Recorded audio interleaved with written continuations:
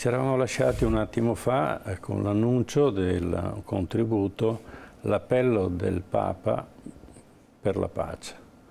E questo è una invocazione per l'ennesima volta. Io ricordo una cosa di questo genere che è successa appunto all'epoca di Cuba, quando Giovanni XXIII intervenne e disse non possiamo andare in questa direzione. Ma c'erano due saggi, per quanto la storia poi li maltratti più o meno, uno era Khrushchev, l'altro era Kennedy, che impedirono quello che sarebbe stato un conflitto mondiale. Contributo numero 2. Il mio appello si rivolge innanzitutto al Presidente della Federazione Russa, supplicandolo di fermare, anche per amore del suo popolo, questa spirale di violenza e di morte. D'altra parte, addolorato per l'immane sofferenza della popolazione ucraina a seguito dell'aggressione subita, dirigo un altrettanto fiducioso appello al Presidente dell'Ucraina ad essere aperto a serie proposte di pace.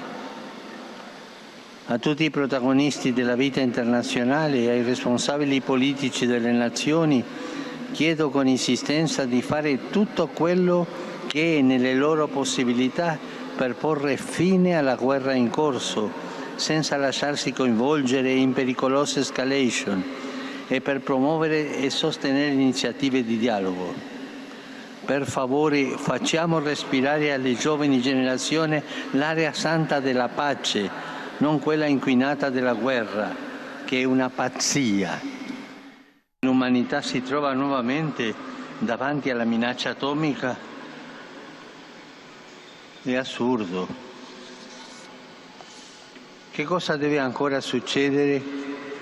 Quanto sangue deve ancora scorrere perché capiamo che la guerra non è mai una soluzione, ma solo una distruzione? In nome di Dio, in nome del senso di umanità che alberga in ogni cuore, rinnovo il mio appello affinché si giunga subito al cessate il fuoco. Tacciano le armi e si cerchino le condizioni per avviare negoziati capaci di condurre a soluzioni non imposte con la forza, ma concordate, giuste, stabili. Deploro vivamente la grave situazione creatasi negli ultimi giorni con ulteriori azioni contrarie ai principi del diritto internazionale. Essa infatti aumenta il rischio di un'escalation nucleare fino a far temere conseguenze incontrollabili e catastrofiche a livello mondiale. Mi viene da dire una cosa, come sono cambiati i papi. Chi seguirà la nostra trasmissione nella parte della battaglia di Lepanto avremo la presenza di un Papa molto diverso da questo, totalmente diverso, russo, ed era Pio V, il grande inquisitore, e sappiamo cos'era l'Inquisizione dell'epoca. Ma in questo senso, Boato, vuole proseguire lei un commento su quello che ha detto il nostro pontefice? Io penso che sia la persona in questo momento che parla più chiaro e non è che parla per, come dire, per far contenti i suoi fedeli, perché in realtà Papa Francesco è isolato dentro la Chiesa, anche se sembra osannato. In realtà vediamo che a parte il giornale L'Avvenire, tutto il resto o censura o mette qualche angolino tanto per far capire che non è proprio una dittatura dell'informazione, ma la sua voce è una voce nel deserto in questo momento. E non a caso il movimento non violento tutte le domeniche mattina alle 11 all'Angelus davanti con gli striscioni della non violenza, perché vede in lui il riferimento unico che c'è in questo momento, forte, potente. Dobbiamo farne una voce invece molto più condivisa, assolutamente. Andrea Rossi, un commento su questo intervento del Papa? Sì, un dettaglio. Nei telegiornali voi avete sentito praticamente solamente la parte in cui parla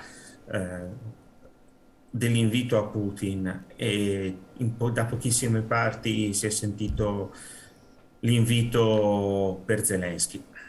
da quasi nessun telegiornale si è visto il pezzo in cui si rivolge anche a Zelensky. Però io faccio anche notare questo dettaglio, cioè che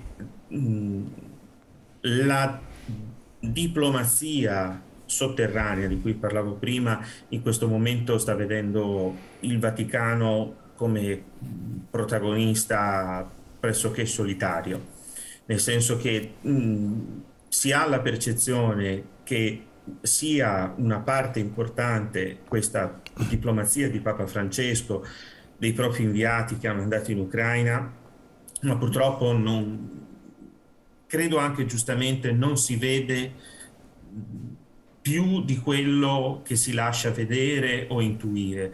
Ho la sensazione che siano in questo momento gli unici attori, chiamiamoli indipendenti, che stanno cercando di cucire i pezzi più ragionevoli che ci sono fra le due parti in causa e fra tutti quelli che ovviamente sono gli attori e i comprimari, quelli di cui si diceva prima. Io l'unica annotazione che posso fare, ma è solamente una notazione, voglio dire, di merito da studioso di cose militari, la differenza di sostanza sul campo che si è vista in questo momento fra Russia e Ucraina è che la guerra ai civili l'hanno fatta i russi. Cioè, certo. Purtroppo quello che si è visto fino adesso, cioè io davvero non credo che in nessun modo si possa, sono troppi osservatori internazionali perché si possa dire che ci sono costruzioni mediatiche. La verità è che la Russia nei posti dove è arrivata con il proprio esercito ha fatto la guerra ai civili, come è successo e come si ha a memoria in questi giorni a Marzabotto. Semplicemente non si è occupata di amministrare o gestire un territorio occupato. Sì, certo. Ha semplicemente fatto fosse comuni e ha massacrato gente a sangue freddo. Credo che questo dia una differenza abbastanza sostanziale, al di là della questione aggrediti e aggressori, sulla quale potremmo stare a discutere penso almeno un'altra puntata.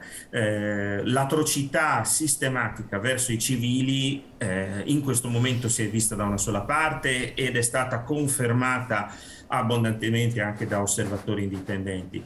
Quindi da un lato abbiamo un'opinione pubblica che viene dal punto di vista mediatico non informata perfettamente in maniera corretta, d'altra parte però abbiamo dei dati di fatto. I dati di fatto sono che in questo pezzo di conflitto c'è stata una delle due parti che ha rivolto le armi non soltanto e non solo verso i soldati, ma l'ha rivolto proprio verso la popolazione civile. Certamente, certamente. E vorrei ricordare che c'è un altro Papa che fu censurato, era Pio XI, esatto, quando fece l'enciclica famosa contro le leggi razziali e che scomparve improvvisamente dopo la visita di professor Petacci, padre di Claretta, e morì proprio quella sera, e successivamente naturalmente quell'enciclica scomparve. Erano 1000 copie già stampate in Vaticano, ma ci pensò poi il successore, cioè quando ancora era cardinale, Pacelli, a farle scomparire. Questo secondo è un documento storico e ne parlerà nel 1970 il cardinale Tisserand, francese, che naturalmente era a Roma perché era preoccupato della salute del Papa e non lo fecero diciamo, entrare nel Vaticano se non dopo la sua morte. Quindi fu una censura molto pesante e speriamo non succeda di nuovo. Ma c'è una guerra dentro una guerra. Questa è una guerra. Putin ha un'altra strategia: fare scappare gli ucraini filo Zelensky e trattenere gli ucraini filorussi. Perché allora, in questa che ha fatto, questo sondaggio che ha fatto, non possiamo dire che sia altro, e naturalmente i più affezionati sono rimasti, gli altri sono dovuti scappare o sono stati ammazzati. Questa purtroppo è la tragedia, e quindi chiaramente lui in questo momento può anche contare su un consenso maggiore perché gli altri sono emigrati. Fabrizio Marrella. La voce. Deve accendere il microfono, professore, che non la sentiamo. Ah, pardon, eccomi. Eccolo. No, dicevo che ovviamente la cosa del referendum fa parte un po' della messa in scena, perché l'annessione, per essere valida, deve essere appunto basata anche sul principio di autodeterminazione dei popoli, e così fa vedere appunto che la volontà di quel popolo c'è e può procedere un'annessione veloce. Vorrei però aggiungere un'osservazione rispetto a quello che si diceva sul discorso del Papa, perché questo è il Papa che nell'enciclica Fratelli Tutti ha in sostanza eliminato la dottrina della guerra giusta. Se ricordate, lui ha detto che la dottrina della guerra giusta è un errore storico ed è sempre stato un errore da tutti quelli che, quindi America Latina, eccetera, eccetera, insomma, che sono state invase, no, sulla base della dottrina della guerra giusta. Sono stati degli errori. Introduce contemporaneamente però un concetto adesso nuovo che si fa fatica anche a capire, che è quello della pace giusta. Qui secondo me ancora non abbiamo capito cosa si intende, perché pace giusta può avere un significato diverso sia per i russi che per gli ucraini, e quindi qui è un punto su cui secondo me dovremo ulteriormente riflettere. Finisco a proposito di questa giustizia per ricollegarmi un po' anche a un'idea del collega che ha parlato prima appunto della Comunità Economica Europea, che giustamente questa vicenda ha fatto apparire il nanismo totale della Presidente von der Leyen, la sua incapacità e il fatto che appunto l'Unione Europea, la chiamiamo così con una punta di orgoglio e non più Comunità Economica Europea, perché secondo ovviamente noi, secondo diciamo quelli che si sono succeduti nel tempo, ha dei valori più alti di quelli meramente economici. Ecco, adesso vediamo però cosa significa quando si parla di solidarietà europea, per cui la solidarietà europea alla von der Leyen significa che l'energia ognuno se la segue per conto suo. Peraltro noi avremo anche un conticino aperto con i francesi che si chiama Libia, no? A proposito di ricerca dell'energia, no? Abbiamo un'altra zona in Alto Adriatico ricchissima di gas, dove noi per tutelare l'ambiente non trivelliamo, ma trivellano gli sloveni, e quindi ovviamente il gioco è a somma zero, perché non porta granché. Però ci chiedono appunto la solidarietà, ma nemmeno quando si parla di immigrazione c'è solidarietà. Quindi forse ha ragione il collega Lanzavecchia, forse sarebbe meglio parlare di Comunità Economica Europea, tornare alla vecchia idea che almeno i conti li fa tornare meglio. Ma come Unione Europea forse abbiamo sperato troppo in alto, un concetto troppo elevato che in effetti non si vede. Vediamo una von der Leyen che più di dire facciamo il nono pacchetto di sanzioni, facciamo le sanzioni a pacchetti come se fossero pacchetti di crackers, altro non dice, assolutamente evitando qualunque intavolazione di negoziato, come invece ci si aspetterebbe che l'Unione Europea, basata sui valori che sono appunto la pace, il diritto internazionale, articolo 2 del Trattato sull'Unione Europea, dovrebbe fare, altro che le sanzioni e la compravendita di armi da dare a una delle parti belligeranti. Cioè, rendiamoci conto proprio di come si siano evolute le cose. Grazie. Lanzavecchia, la Germania è tornata a riarmo e lo hanno dichiarato, e che è giusto che anche loro abbiano le capacità di difesa. Fino adesso non era necessario, anzi, se l'economia tedesca ha avuto un'esplosione così grande dopo la guerra, perché era obbligata a non riarmo. Quando c'è stato il crollo del muro, il patto tra Gorbaciov e gli americani e i tedeschi, che la Germania non si riarmasse più.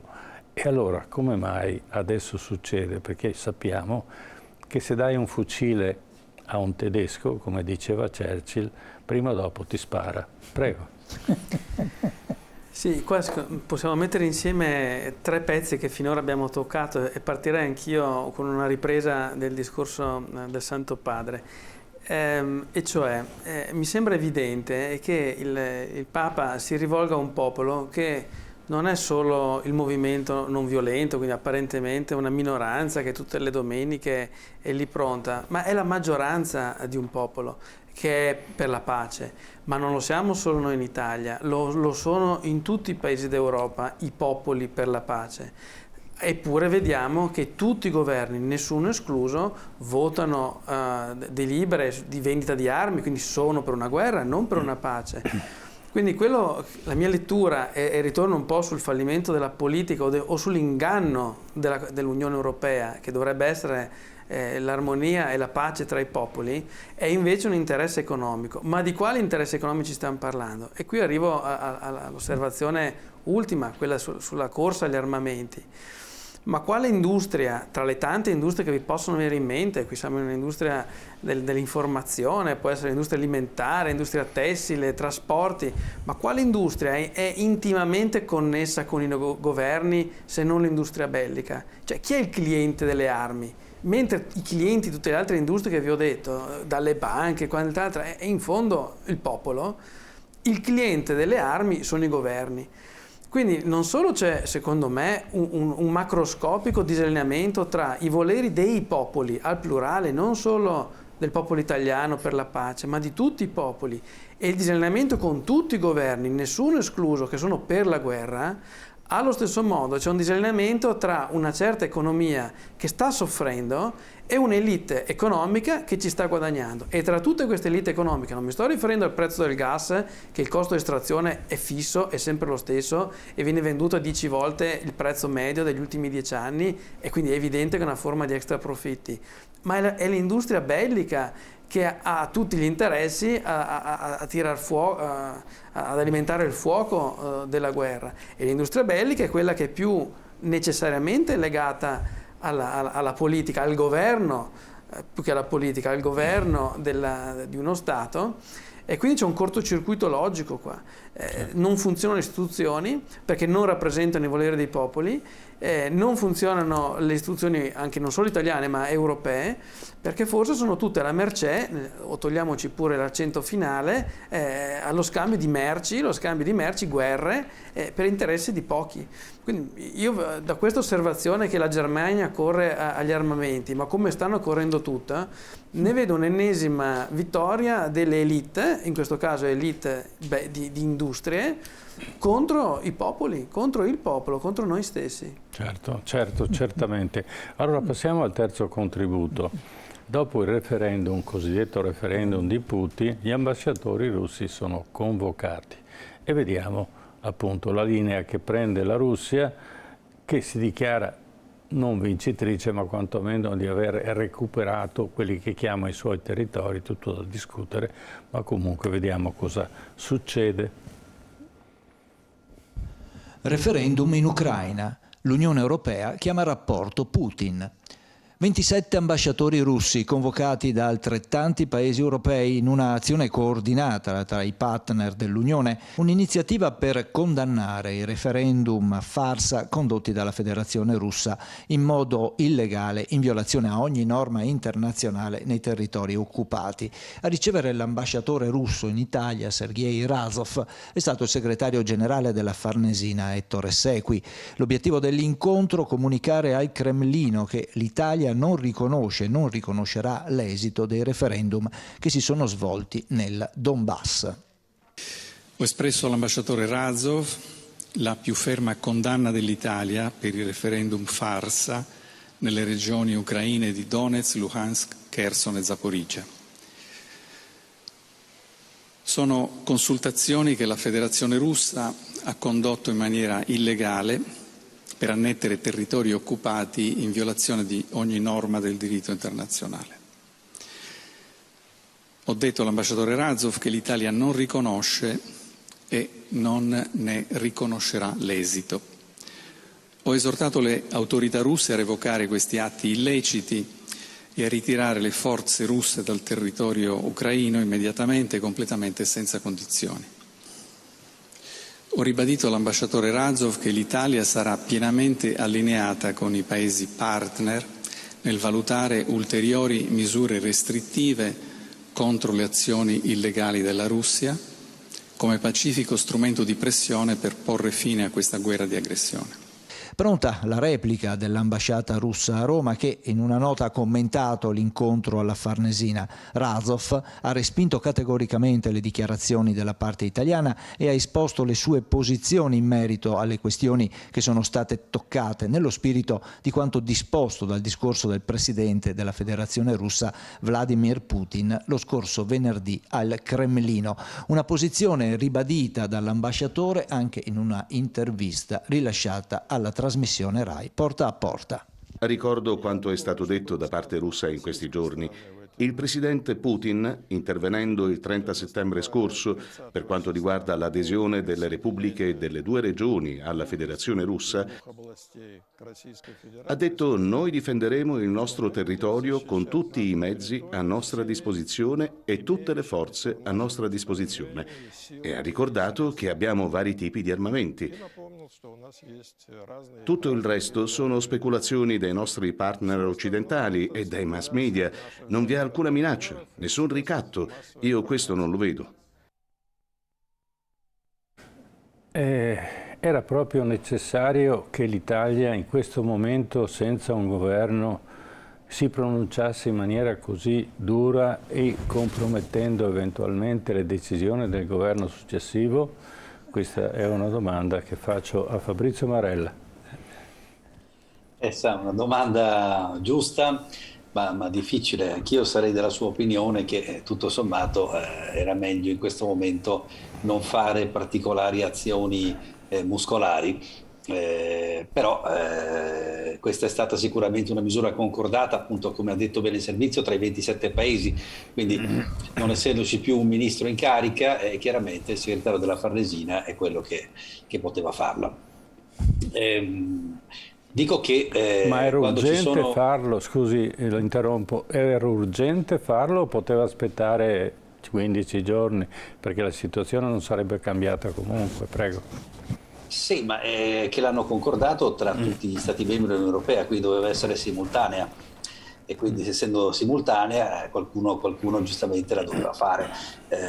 Si poteva in effetti invocare il fatto che noi siamo in fase di transizione politica, però hanno preferito dare un segno di presenza. D'altronde, insomma, l'avesse fatta Di Maio, non è che avremmo guadagnato qualche cosa di più. La cosa che però, voglio dire, si sottolinea quando si dice illegalità di questo referendum, di queste annessioni, si vuole ovviamente sottolineare il fatto, come era già avvenuto in Crimea, che anche se formalmente il referendum è un passaggio fondamentale per un'annessione, è chiaro che questo tipo di scelta politica referendaria deve essere fatta secondo la volontà libera e cosciente della popolazione, non col militare sotto casa, cosa che evidentemente si era verificata in Crimea e si è verificata. Il copione è sempre quello, cioè stanno usando un copione che abbiamo già visto in Crimea. Ribaltando però adesso, a proposito di inchiesta internazionale, e qui chiudo, ma lancio così solamente uno stimolo, la questione appunto della presenza internazionale, quindi non solo della parte in causa, per dare una legittimità a quanto succede. Eppure è curioso che adesso, per quanto riguarda le indagini, le inchieste sui famosi gasdotti che sono stati danneggiati, siano fatte da diversi paesi con l'esclusione della Russia. Non si capisce più neanche quello, cioè l'inchiesta internazionale per definizione deve essere fatta da una parte terza prima di tutto e non da quelli che sono in causa, ma se c'è esclusione di una delle parti che in effetti ha un interesse diretto come la parte che sta facendo l'inchiesta, appunto anche questo è pure strano. Quindi stiamo assistendo insomma a una serie di situazioni molto, molto peculiari sotto il profilo internazionale. Certo, questa è una continua provocazione che non ci porta verso la pace. Da qualunque parte arrivi in questo momento, anche se Putin dice trattiamo a questo punto, non c'è una disponibilità a un incontro, e ritengo che l'unica persona che non abbia titolo di parlare in questo momento ditemi se ho torto, è proprio Zelensky, perché aveva tutte le strade aperte per poterlo fare e non insistere sull'annessione alla NATO a tutti i costi. Lanza vecchia. Ma sì, qui credo che Zelensky sia veramente una pedina alla mercé dei poteri che lo stanno muovendo. Cioè, in questa vicenda uno Stato che si è rivelato poi militarmente inadeguato a difendere i propri confini, che quindi ha bisogno di continue, e ritorno al tema di prima, forniture militari per poter tenere il campo e respingere il nemico fuori dai propri confini, sempre nella logica dell'aggressione, ahimè, e mai della ricerca della pace. Ma questo, ritorno al tema di prima, i governi sono per le guerre, mai per le paci. Quindi in tutto questo sembra intravedersi come una pedina in uno scacchiere che è più grande di lui e dove a questo punto non c'è più una differenza tra uno Zelensky sfruttato e un popolo italiano, un popolo europeo sfruttato. Quindi mi sembra evidente come la sua statura politica, che non può ovviamente reggere col peso della Russia, ma a sua volta temo si sia affidato al lupo che aveva nello stesso recinto. Certo. Quindi non lo vedo bene lui, ma siccome in questo noi popolo e loro popolo ucraino siamo nella stessa barca, nella stessa Europa, dalla stessa parte in fondo del giusto, vorremmo una pace, vorremmo che tutto finisse subito, beh, allora anche noi siamo delle pedine sfruttate da altri. Non c'è dubbio, la nostra politica è sempre stata debole e abbiamo detto che Mattei fu l'unico che fece veramente una politica estera, ma poi non sono più mantenuta e ripresa. E passiamo a un altro contributo, Kiev, Mosca, Berlino. L'Europa reggerà a questo scontro?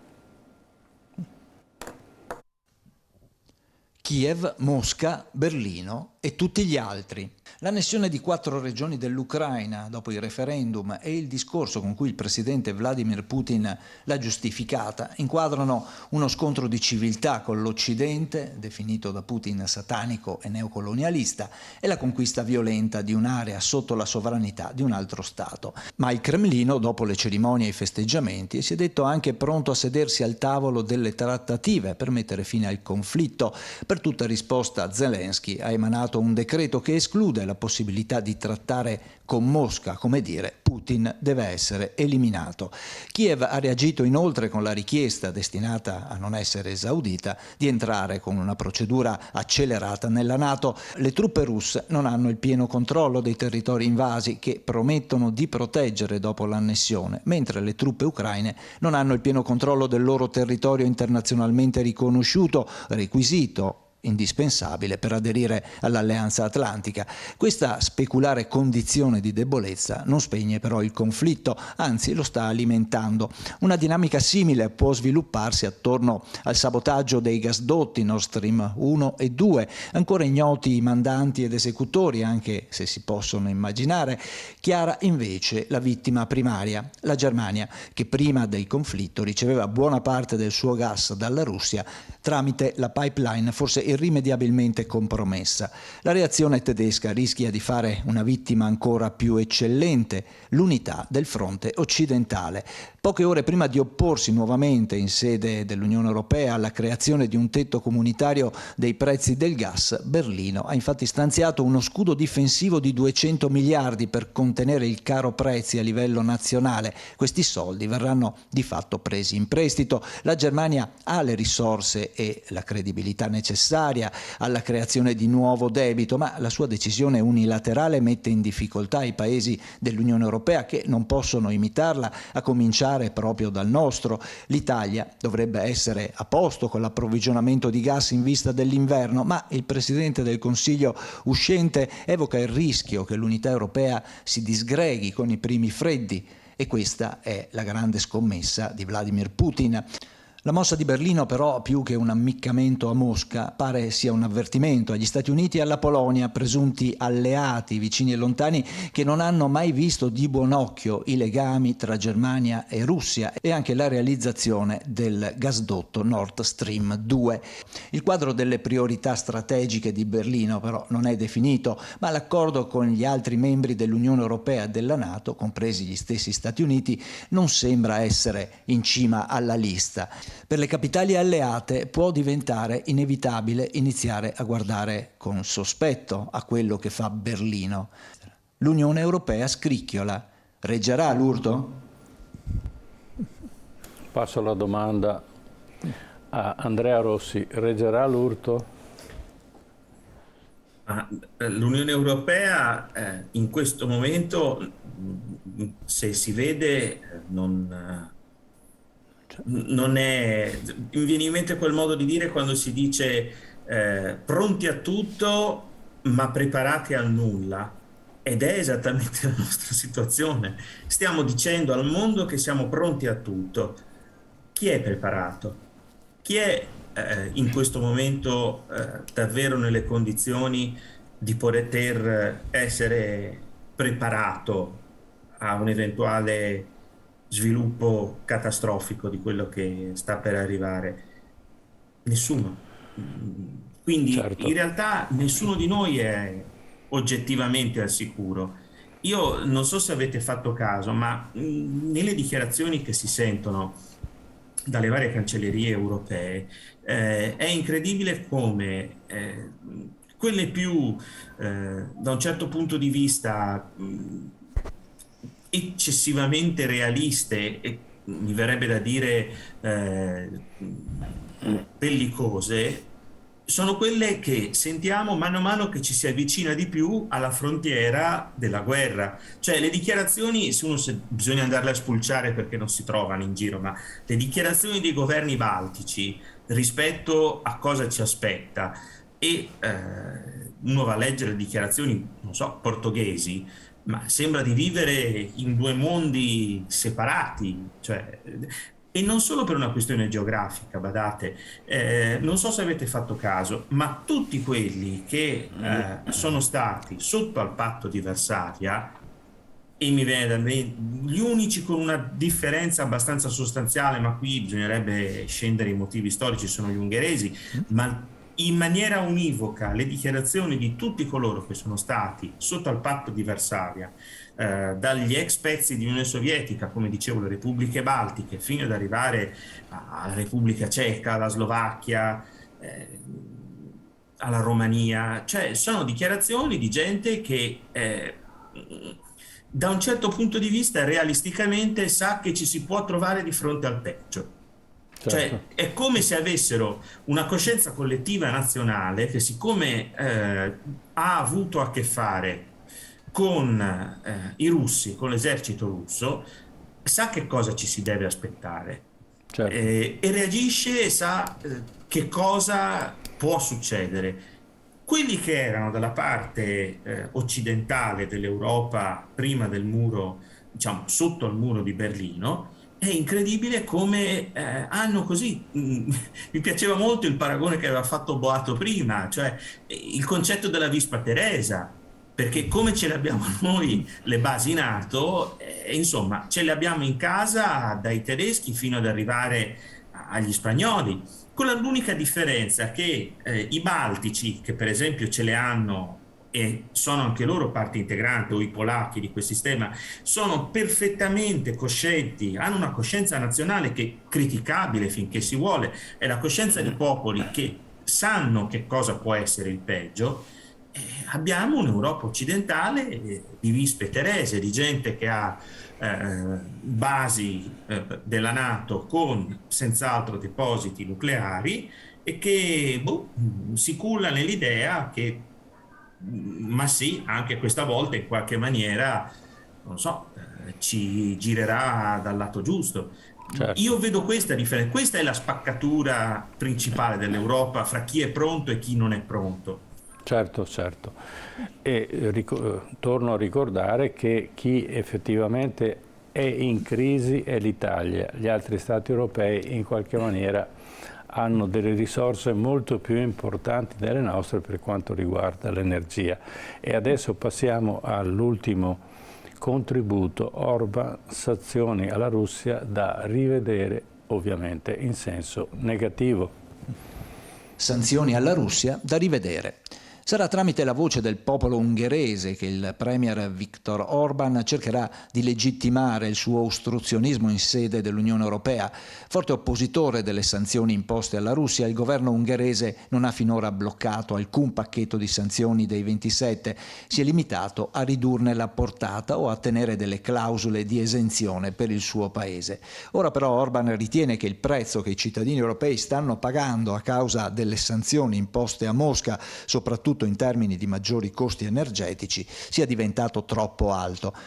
Il primo ministro ha quindi deciso di accettare un'iniziativa proposta dal gruppo parlamentare di cui è a capo e che prevede il lancio di una consultazione nazionale sulle sanzioni. Per consultazione nazionale Orban non intende un vero e proprio referendum. Il governo ungherese invierà un questionario presso tutte le abitazioni del paese, chiedendo ai cittadini un'opinione sulle sanzioni energetiche. Risultato non vincolante, guiderà le azioni del governo, secondo quanto dichiarato. La pratica non è nuova, ma anzi è stata più volte utilizzata negli ultimi anni, anche per questioni sensibili come l'ideologia gender, l'immigrazione e la pandemia.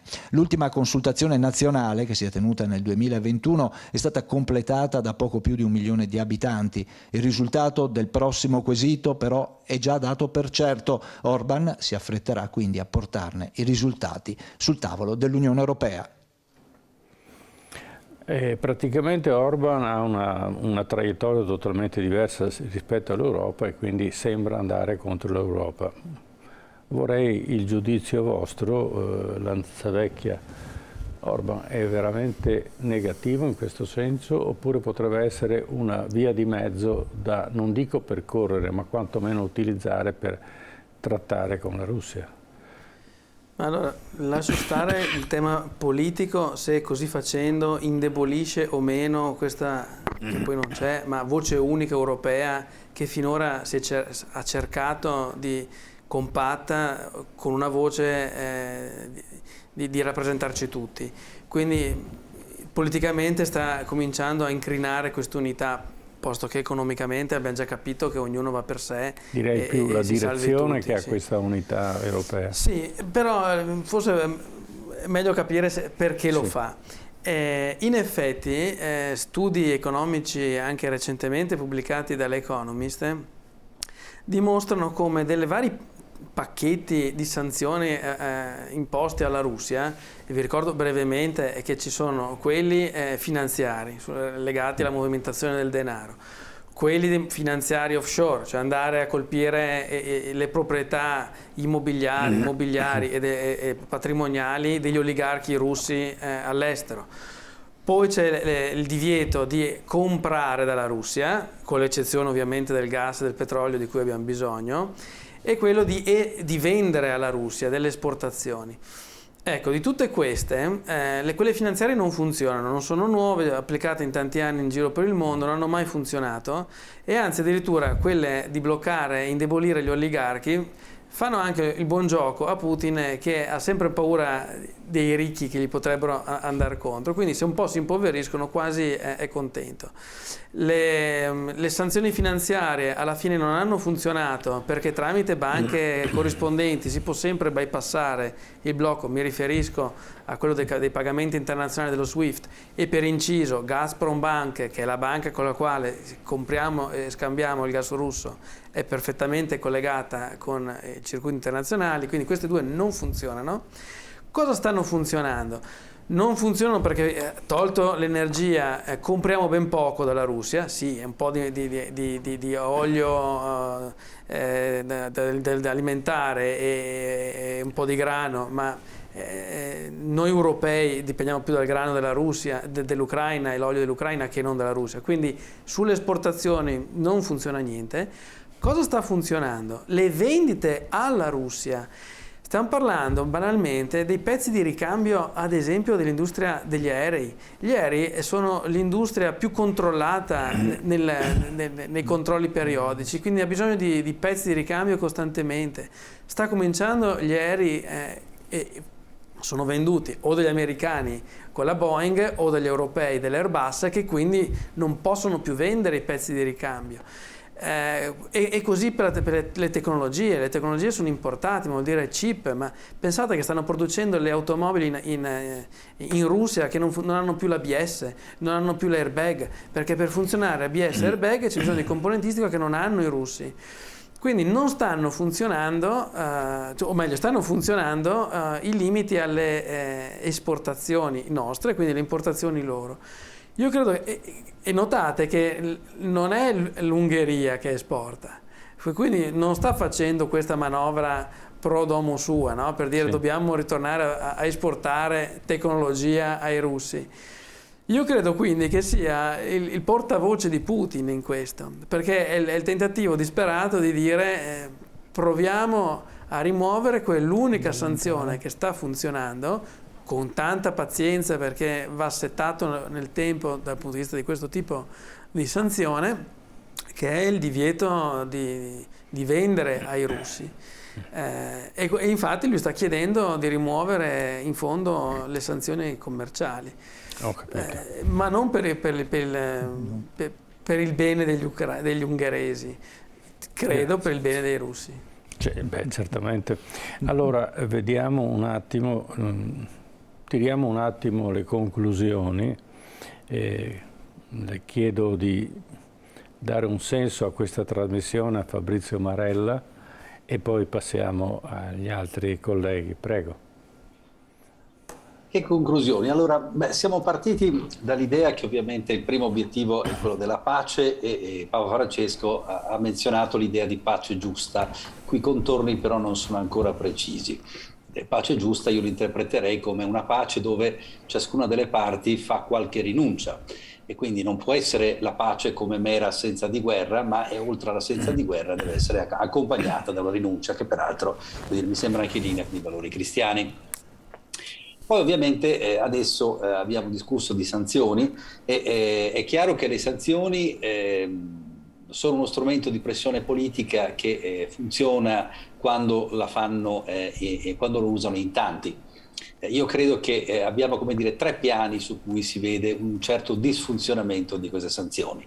Il primo piano è quello generale che diceva il collega prima, appunto della tipologia di sanzioni che tutto sommato quindi colpisce principalmente noi italiani che esportiamo verso la Russia e ci fa perdere il mercato eurasiatico, quindi ha un costo notevole.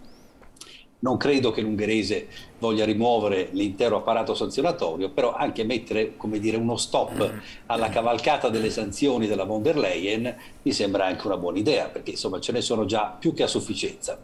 Il problema qual è? Il problema è esterno. Il problema è esterno è convincere gli altri paesi dell'Assemblea Generale dell'ONU a fare le sanzioni anche loro alla Russia, visto che siamo, se tutti sono d'accordo, che siamo davanti a un illecito internazionale e questo non riesce nessuno a farlo. Il problema è non farsi sbeffeggiare all'OPEC, come abbiamo visto qualche giorno fa, dove appunto salta fuori che adesso tutti invece, anziché avere la solidarietà degli Stati Uniti, no, e dell'Europa, i paesi produttori di petrolio approfittano della situazione per vendere a più caro prezzo il gas e il petrolio, quindi alla faccia della leadership occidentale, qui siamo proprio al ridicolo. Ma terzo piano che mi sembra ancora più preoccupante, è quello di dire alla Germania, insomma, cara Germania, qui siamo dentro l'Unione Europea, quindi se il discorso delle sanzioni tiene verso la Russia, non è nemmeno ammissibile che ci sia un paese che come dire, neutralizza gli effetti delle sanzioni, soprattutto per le imprese tedesche, perché così si va a finire ad avere imprese di serie A e di serie B e le nostre imprese, come dire, competono se sono a parità di condizioni di quelle tedesche. Ma se una piastrella tedesca costa 100 e una piastrella italiana, a causa del costo dell'energia, costa 140, allora dov'è l'Unione Europea? Quindi io non voglio certamente difendere Orban, ma credo che un ripensamento di quello che stiamo facendo e soprattutto del seguito che ha questa iniziativa di fronte al mondo sia assolutamente meritato dopo 7 mesi, e quindi insomma speriamo che arriveremo a una pace giusta il più presto possibile, perché per il momento il conto lo stiamo pagando noi, è molto caro. Certo, quindi c'è una guerra economica in Europa che è causata dalla guerra in Ucraina. Andrea Rossi.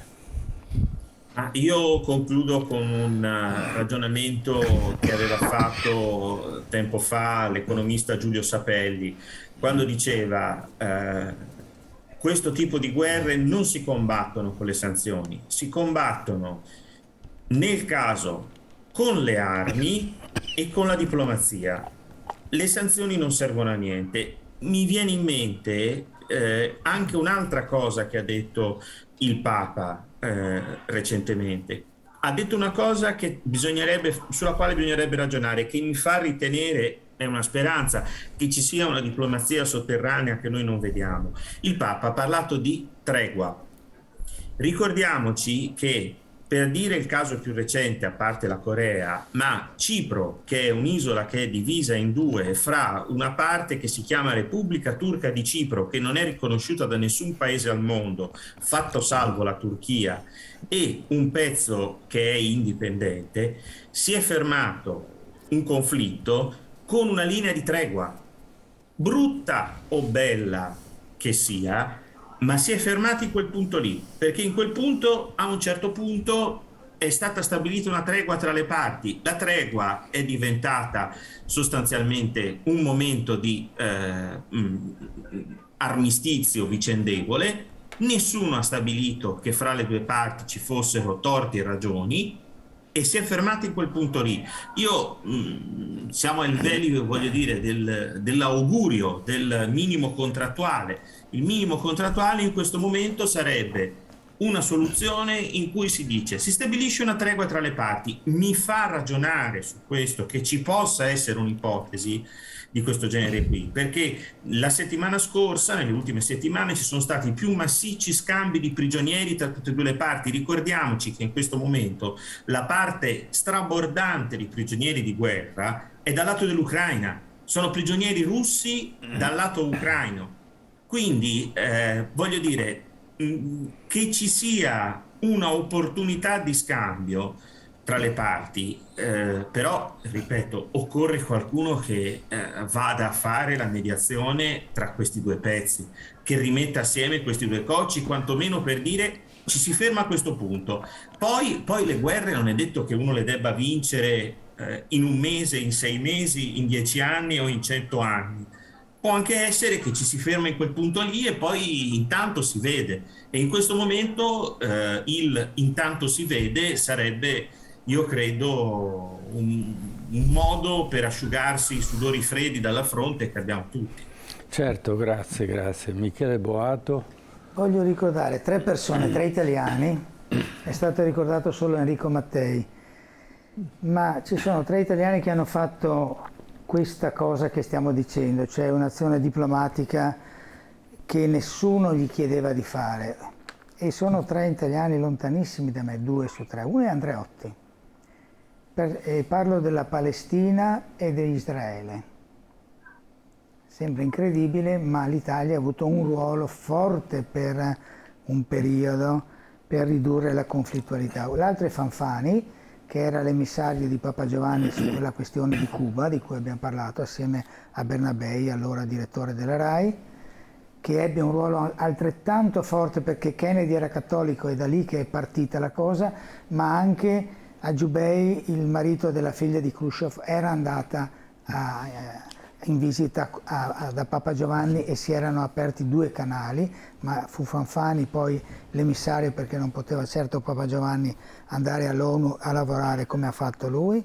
E il terzo, il più importante, il più bravo ma non il più importante, La Pira, sindaco di Firenze, che tentò in tutte le maniere sul Vietnam di fare la stessa cosa. Non ci riuscì. Faceva parte dell'ONU, allora La Pira, se ricordo. Non ci riuscì, ma era la sensazione che c'era una terza forza in mezzo che non stava né con gli americani né con Ho Chi Minh e che riusciva a parlare al mondo ricordiamoci John Baez, cioè tutta questa diciamo, corrente di pensiero di cui la Pira è stato il principale rappresentante. Io dico, perché l'Italia non può fare nulla? Perché abbiamo un Di Maio che continua a dire sanzioni? Adesso Di Maio torna a fare, mi pare, il venditore di Coca-Cola, va bene, ok, quello era il suo mestiere. Ma è un mestiere dignitoso. E l'ha dimostrato che era giusto per lui fare questo.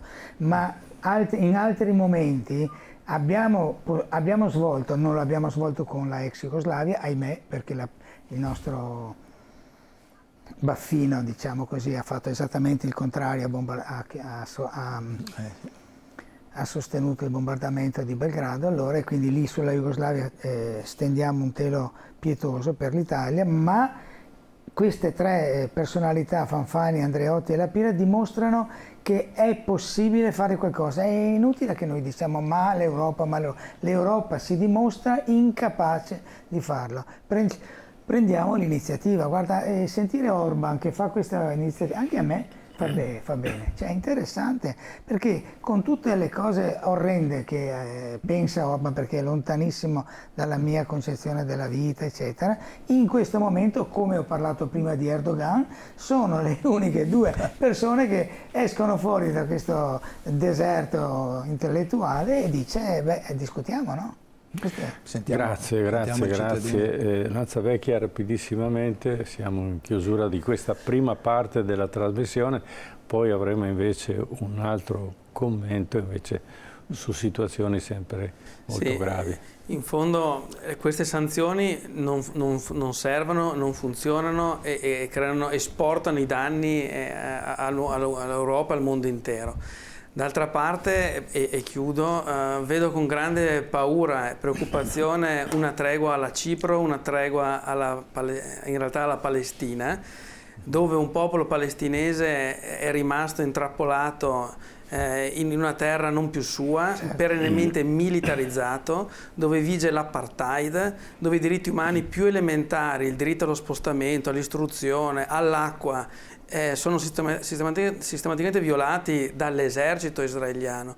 Quindi la mia più grande paura è che anche quelle povere zone dell'Ucraina siano l'ennesima terra di nessuno, ossia dei militari, dei più forti, e fra 5-10 anni ci dimenticheremo che lì una volta viveva un popolo libero, dove le persone potevano liberamente andare a scuola, incontrarsi, abbracciarsi e vivere. Certo. Grazie del vostro intervento, perché io spero che i nostri spettatori capiscano quanto è importante fare una tregua.